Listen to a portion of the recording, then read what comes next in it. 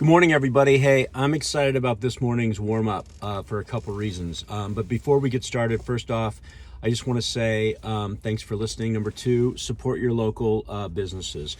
And I know I made a pact that I would not use these anymore, but now they won't take personal cups anymore because of what's going on.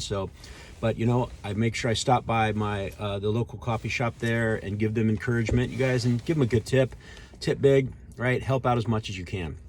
All right, so today I'm excited. So this morning, my podcast that I was listening to by Impact Theory was a gentleman by the name of Judson Brewer. He's a doctor. I'm going to put that link to that podcast here. I really think it's important, and here's why.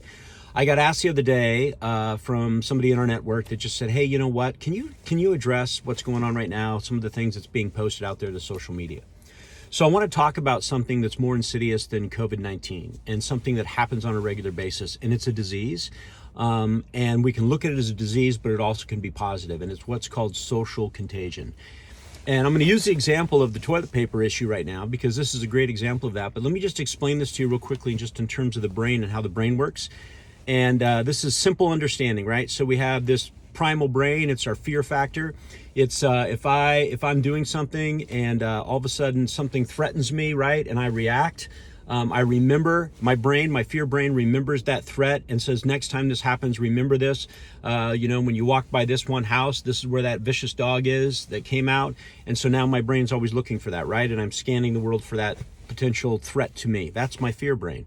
Then we have this prefrontal cortex. It's the reasoning part of the brain. It's the awareness part of the brain. It's the rational part of the brain that says, hey, let's think this through, right? And so what it does is, well, you know what?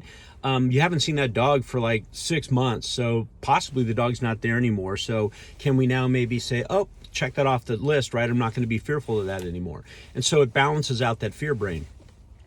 And then what happens is if you take that prefrontal cortex, though, and you add something to it, there's an ingredient that if you add to it, it becomes a problematic, and it's called worry. And that worry then leads to anxiety, and anxiety leads to stress, and stress leads to potentially panic.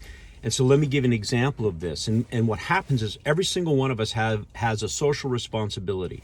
Just as we have a social responsibility right now for social distancing, we have a social responsibility for what type of social contagion we're pushing out into the world.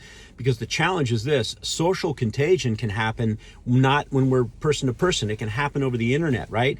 It can happen through word of mouth, and it can be very, very evasive. There can also be positive social contagion. So let me give you an example. So why on earth is everybody buying all this toilet paper? Well, here's what happened. It's social contagion. So somewhere, somehow, and I went back and kind of looked this up.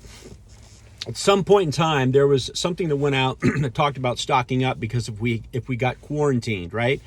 And if you got quarantined, you're going to be stuck somewhere for a period of time. And so there was a list of things that you might want to make sure you have on hand. One of them happened to be toilet paper. Then there was something that went out that said that the majority of our toilet paper is made in China. Oh my gosh, right? This is the Chinese virus. And I'm being glib right now. It's not. It's a virus. But point being, and then so picture this. So somebody somewhere hears that all of a sudden, you know what? Our toilet paper is mostly made in China, and if something happens where they shut the borders down or we stop trading and we can't get toilet paper, I'm going to run out of toilet paper. So then they go to Costco, and all of a sudden they start putting 3 packages of toilet paper in their cart. And somebody going along says, wow, why so much toilet paper? And they say, oh, haven't you heard? There's going to be a shortage on toilet paper and we might get quarantined. Oh my gosh, I better get 3 packages. That's called social contagion.